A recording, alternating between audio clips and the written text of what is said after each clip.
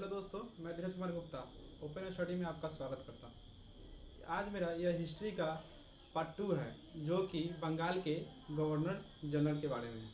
चलिए हम लोग देखते हैं इस पार्ट 2 में, जो यानी बंगाल के गवर्नर जनरल के बारे में क्वेश्चन से संबंधित है। बंगाल के गवर्नर जनरल के बारे में हम पार्ट 1 में कुछ क्वेश्चन बताना भूल गए थे। वारेन हेस्टिंग्स ने द्वंद्व शासन लगाया था। कौन? Robert Clive. कौन लगाया था? Robert Clive. और द्वंद्व शासन को समाप्त किया था कौन? वारेन हेस्टिंग्स ने किया था। फिर से सुनिएगा, हम बताए थे अपने फर्स्ट वीडियो में, द्वंद्व शासन को लागू किसने किया था? रॉबर्ट क्लाइव ने। और द्वंद्व शासन को समाप्त किसने किया था? वारेन हेस्टिंग्स ने किए थे। अब आगे देखते हैं। पिट्स इंडिया एक्ट, यानी पिट्स इंडिया एक्ट पूछेगा क्वेश्चन में कि कब आया था? तो 1784 में। कब आया था? 1784 ईस्वी में आया था। फिर से सुनिएगा, क्वेश्चन एग्जाम में पूछता है कि पिट्स इंडिया एक्ट यानी कब आया था? तो 1784 ईस्वी में आया था। पिट्स इंडिया एक्ट के तहत के विरुद्ध में इस्तीफा देकर जब वारेन हेस्टिंग्स कहाँ गए? इंग्लैंड गए। कहाँ गए? इंग्लैंड। जब इंग्लैंड पहुंचा तो वर्क के द्वारा, किसके द्वारा? वर्क के द्वारा उनके ऊपर कथी चलाया गया? महाभियोग। महाभियोग चलाया गया। महाभियोग चलाने के बाद उसे कुछ दिनों के लिए कैदी बना के रखा गया। फिर बाद में पुनः उन्हें छोड़ दिया गया। अब था कि वारेन हेस्टिंग्स के बारे में हम लोग इतना ही जानते हैं, जो एग्जाम में क्वेश्चन ज़्यादातर पूछता है। अब हम लोग जानेंगे लॉर्ड कॉर्नवालिस के बारे में। किसके बारे में जानेंगे? लॉर्ड कॉर्नवालिस के बारे में। किसके बारे में जानेंगे? लॉर्ड कॉर्नवालिस, जिसका शासन काल कितना था? 1785 से 1793। लॉर्ड कॉर्नवालिस का शासन काल कितना था? 1785 से 1793। लॉर्ड कॉर्नवालिस को भारत में सिविल सेवा और पुलिस का जनक माना जाता है। किसको माना जाता है? लॉर्ड कॉर्नवालिस को। एग्जाम में पूछेगा कि भारत में सिविल सेवा और पुलिस का जनक किसे माना जाता है? तो बोलिएगा लॉर्ड कॉर्नवालिस। इनके द्वारा ही 3 प्रमुख कार्य किए गए थे। कहाँ? भारत में। एगो सिविल सेवा का जनक, अभी बताए हैं, लॉर्ड कॉर्नवालिस को माना जाता है। पुलिस व्यवस्था का जनक किसे माना जाता है? लॉर्ड कॉर्नवालिस को ही माना जाता है। अस्थायी बंदोबस्त पूछेगा कि अस्थायी बंदोबस्त यानी भारत में कौन लाया? तो लॉर्ड कॉर्नवालिस। कब लाए? 1793 ईस्वी में। अस्थायी बंदोबस्त एग्जाम में पूछेगा कि भारत में कब आया था? 1793 में। अब जानेंगे कि यह अस्थायी बंदोबस्त क्या होता है। तो अगर मानते हैं कि कोई भी मतलब हिस्सा यानी 100%, तो पहले के ज़माने में क्या होता था? किनके ज़माने में? लॉर्ड कॉर्नवालिस के समय में।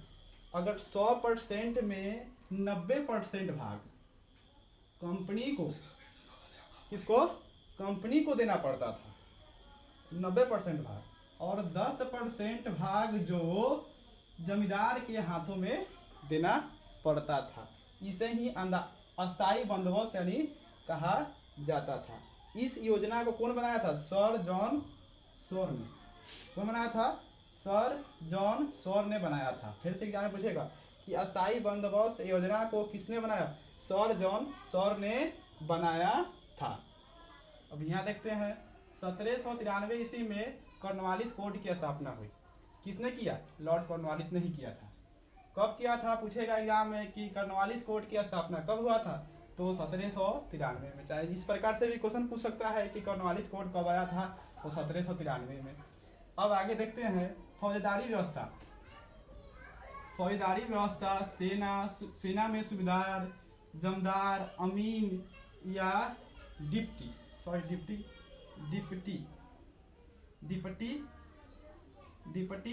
कलेक्टर से ऊंचा पद भारतीयों के लिए नहीं था। कहाँ? भारत में। किसके समय में? लॉर्ड कॉर्नवालिस के समय में फौजदारी, सेना में सूबेदार, जमदार, अमीन या डिप्टी कलेक्टर से ऊंचा पद यानी भारतीयों के लिए नहीं था।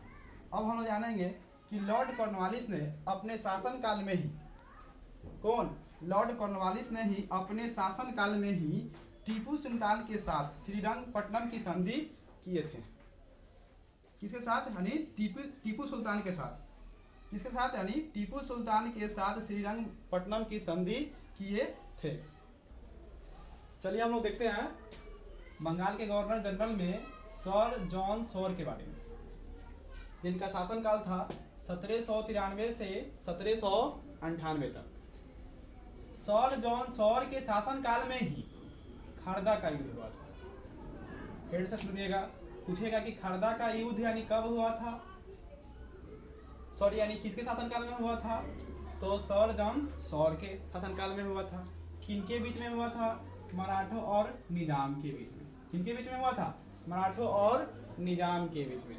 पूछेगा, ऐसे भी क्वेश्चन पूछ सकता है कि खरदा के युद्ध यानी किनके बीच में हुआ था?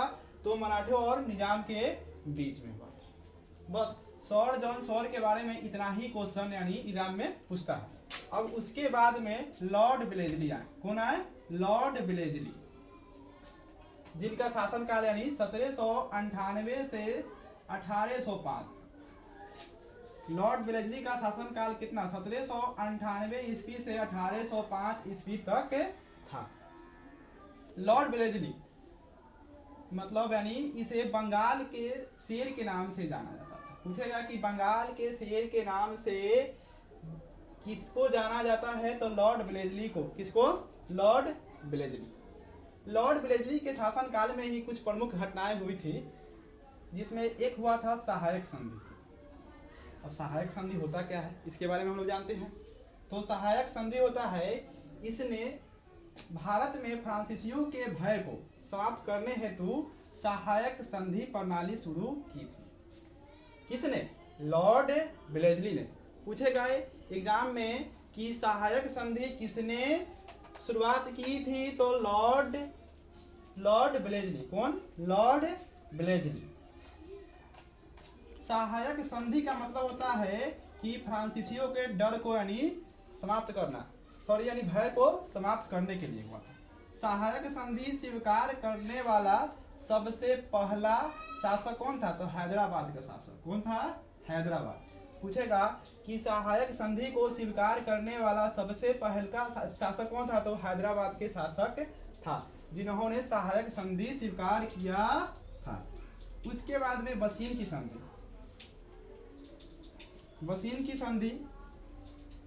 की संधि जो हुआ था पेशवा बाजीराव और अंग्रेजों के बीच। किसके बीच? अंग्रेजों के बीच। पूछेगा कि बसीन की संधि, एग्जाम में पूछेगा कि बसीन की संधि किसके शासनकाल में हुआ था? तो लॉर्ड ब्लेजली के शासनकाल में हुआ था।